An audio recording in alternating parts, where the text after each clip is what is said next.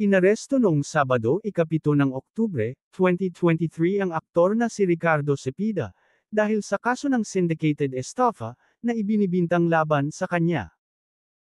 Dinakip si Ricardo ng mga tauhan ng Criminal Investigation and Detection Unit sa Caloocan City, sa bisa ng warrant of arrest na inilabas ni Judge Gemma Bukayo Madrid, ng Regional Trial Court Branch 12 ng Sanchez Mira, Cagayan. Dinala si Ricardo sa headquarters ng Quezon City Police District sa Camp Carangal, Quezon City, at dito siya nakapiit sa kasalukuyan, dahil sa ilalim ng Article 315(2)(a) ng Revised Penal Code ng Presidential Decree 1689, walang piyansa o non-bailable, ang mga nasasangkot sa kaso ng syndicated estafa. Napapanood si Ricardo sa Batang Quiapo, at ang taping daw para sa nabanggit na series ang una niyang inalala, nang arestuhin siya dahil ayaw niyang maging problema ng production staff.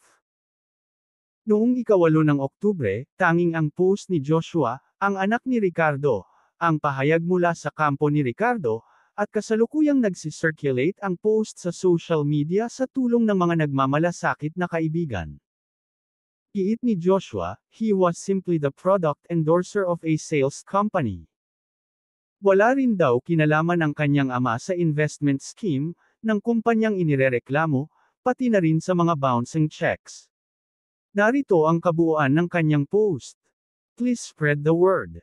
My father Richard Cepeda was wrongfully accused.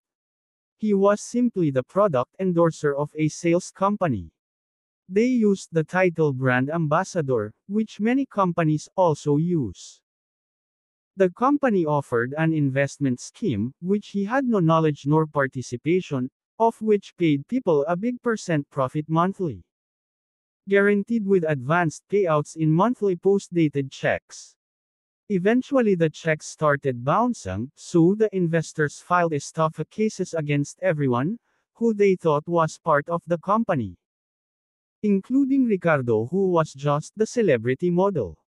His lawyer can easily prove his innocence by presenting a copy of DTI, showing the company is a sole proprietorship, and his name is not there. Also his name appears nowhere on any of the said investment and post-dated checks. I have seen a lot of hateful comments about this.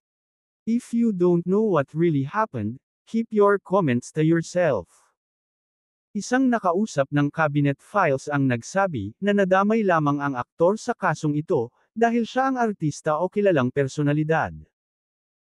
Hindi makapaniwala ang mga malalapit na kaibigan ni Ricardo na magagawa nitong manloko ng kapwa, dahil kilalang kilala nila ang mabuting ugali ng aktor, na mapayapa na sumama at nakiisa sa mga umaresto sa kanya.